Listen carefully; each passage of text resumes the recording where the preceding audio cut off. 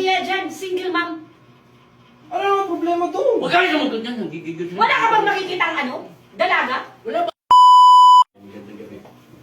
Ano, kumusta pag-aaral nyo? Girlfriend ko po tayo. Ha?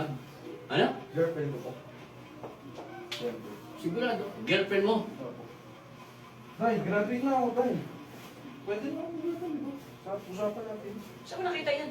Hindi na ito taon ka. Saan mo nakilala yan?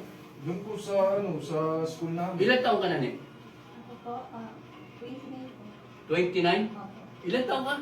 23 po, tay. 23, 29, 6 years, babae. Single mom. Tay, grabe mo kayo. Huwag naman kayo ganyan. Ibig sabihin, may anak na. Hiwalay sa asawa, hiwalay.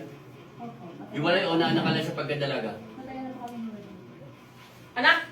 Naku, daddy. Tapos sabi mo yung anak mo. Tay, Hindi ka huwag namin mo- pinaaral na ganyan.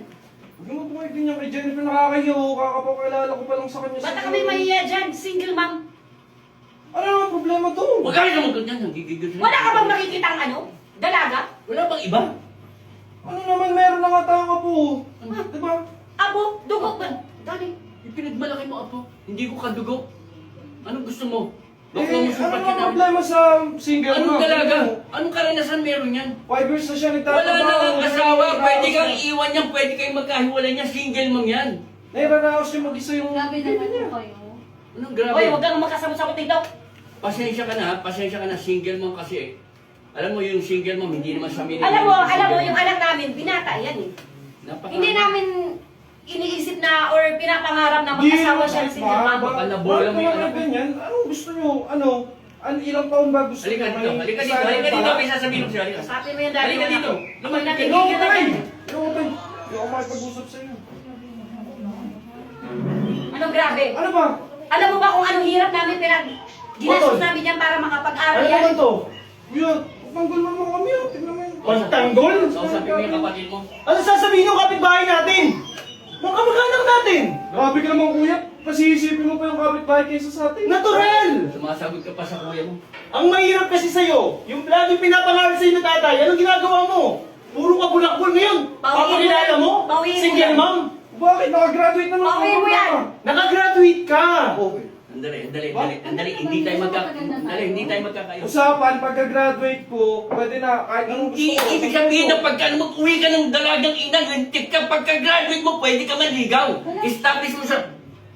Ano? Hindi tayo, Ano mahal yun? ko siya. Mahal ko siya. Mahal? Alam ba nila nung Tagal na kami. Nag-iisip ka ba? Alam mo, huwag mong sasabihin alam ba nila. Kahit alam namin o hindi, wala kaming pakialam doon. Wala, binigla niya kami, ngayon lang mismo. Ora mismo, ngayon mismo. Kaya nga, hindi pwedeng ganyan. Alam mo naman eh, di ba inaano na tayo ng mga kapitbahay? Ang taas ng tingin sa atin! Tapos ganyan yung gagawin mo, papakilala mo, single mom? Wala naman problema. Ano ba problema? Tao rin naman siya. Yun nga eh! Yun yung problema! Kausapin mo yung Mahiya ka naman sa mga magulang natin! Ang taas ng tingin sa atin, tapos ganyan yung gagawin mo? Isa siya sa dahilan. Bakit ako nakagraduate Dahilan? ngayon? Bakit ako Nakakababa nandito? ng moralidad at dignidad sa pamilya natin yung ginawa mo. Ikaw pa lang sa buong pamilya ko, sa side ko, sa mother side mo. Ikaw pa lang ang kanak. Pagkatanga-tanga mo, Babe. kaganda mo lalaki, kagwapo mo, Oo, pumili tay. ka ng dalaga nila. Alam ko na.